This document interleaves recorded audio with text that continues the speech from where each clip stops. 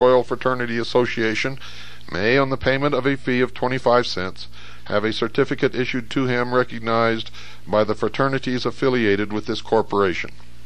These rules to go into effect immediately.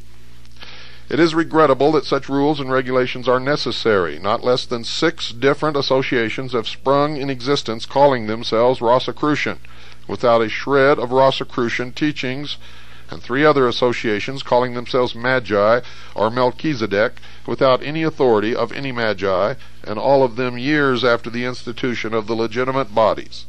Furthermore, when 6 members of the Black Brotherhoods have enrolled in the true fraternities within a year to gain secrets to be used by the Black Brotherhoods, we realize the importance of strict rules. For this reason, the Royal Fraternity Association as a protecting body became a necessity.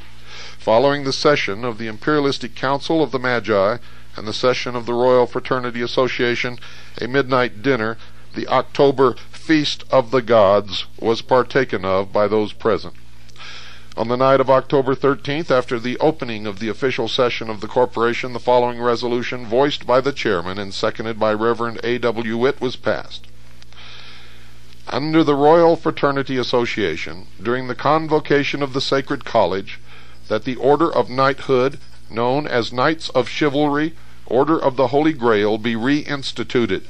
That at this meeting, 1 Sir Knight should be created by the Grand Sir Knight, and that this Sir Knight should select his lady for the coming year, and that during the year following this Sir Knight should select men either within or without the order, that at the next June convocation of the Sacred College, such men selected by him, and not more than 9, attend the Sacred College convocation and be created knights.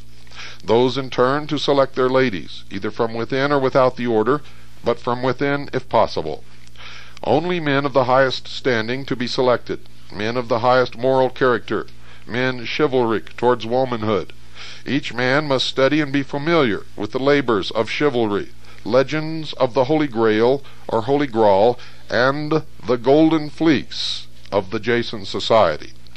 After the first year, that a certain number of men worthy of the honor be selected, also ladies to the same number, the total of men knights not to exceed 199 during the first 7 years. That the first one to be selected and created a Sir Knight be August Rue, spelled R-H-U, medical doctor of Marion, Ohio, because of high attainments in his profession and the favorable aspects of the heavens to his nativity, and of the prophecy made by those who know. Biography: August Rue, Marion, Ohio, specialty surgery and gynecology. Born in Seneca County, Ohio. Graduated from Western Reserve University, Medical Department, Cleveland, Ohio, 1885. Fellow American College of Surgeons, 1914. Yearly special course in surgery and medicine since 1885. Is also an author. Immediately upon the passing of these articles, Dr. Rue was created a Sir Knight and selected as his lady-in-waiting for the year, M. Alice Reese, spelled R-E-E-S-E, of Kansas City, Missouri, who was then knighted as a lady. R. Swinburne Clymer, as Grand Sir Knight, was ordered to prepare rules and regulations for the Sir Knights after ancient usages. On the 15th day of October, the first session of the Sacred College came to a close, and the delegates returned to their homes. The officers remained for the second session. The second session of the Sacred College was called to order on the 16th of October, at which time the delegates had arrived for the second session. Lectures at once began and continued for the rest of the month. On the evening of the 17th of October, those present repaired to the Grove of Osiris, and had conferred upon them the ancient degrees of Osiris, in like manner as that conferred upon the delegates of the first session.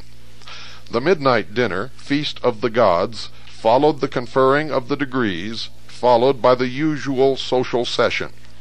On the night of the 18th of October, the delegates and officers repaired to the Rose Cross Temple, and after the Imperialistic Council of the Magi had come to order, the ancient degree, Priests of Melchizedek, was conferred upon them.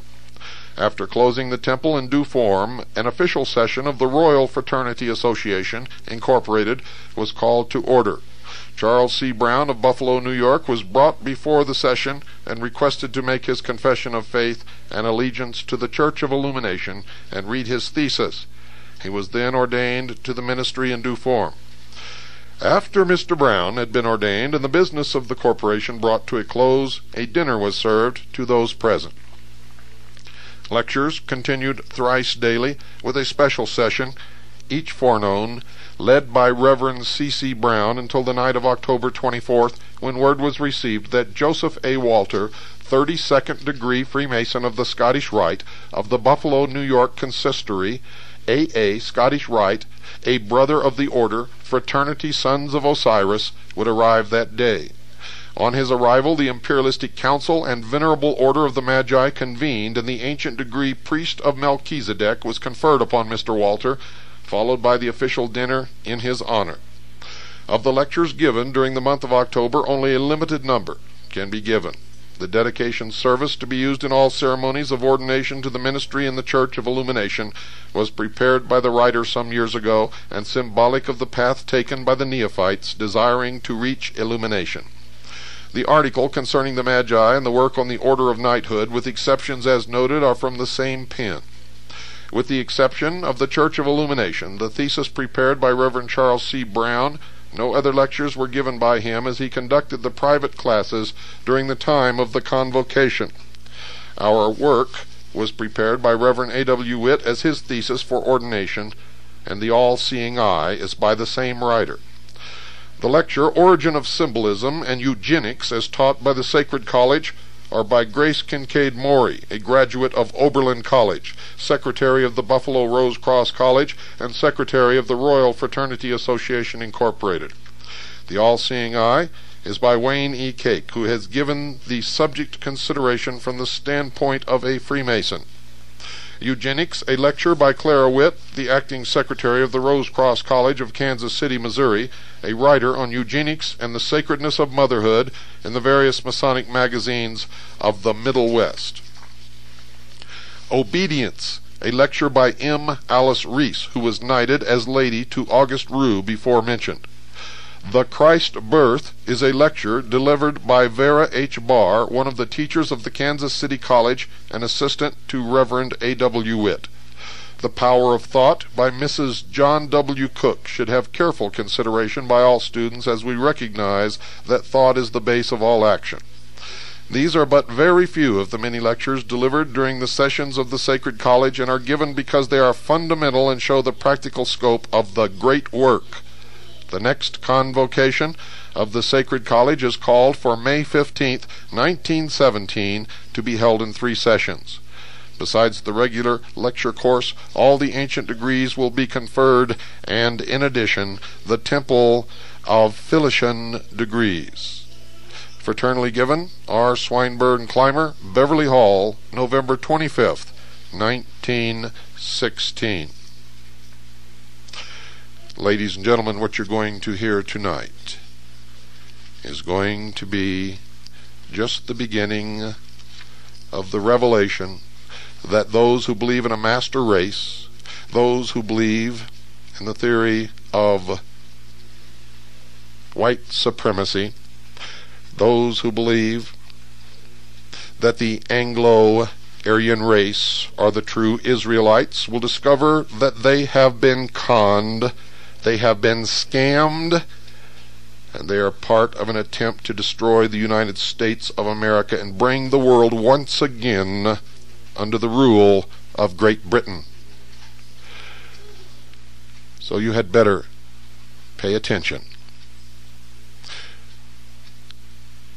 The doctrine of Christian identity, ladies and gentlemen, and of the British Israelite stems directly from the mysteries.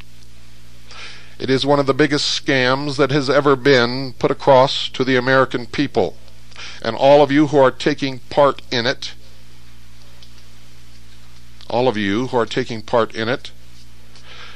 are, for all intents and purposes, calling Jesus Christ a liar. you are also helping in a great plan to destroy this great nation and bring about a one-world, totalitarian, socialist government upon the face of this earth. And if you listen carefully and take notes,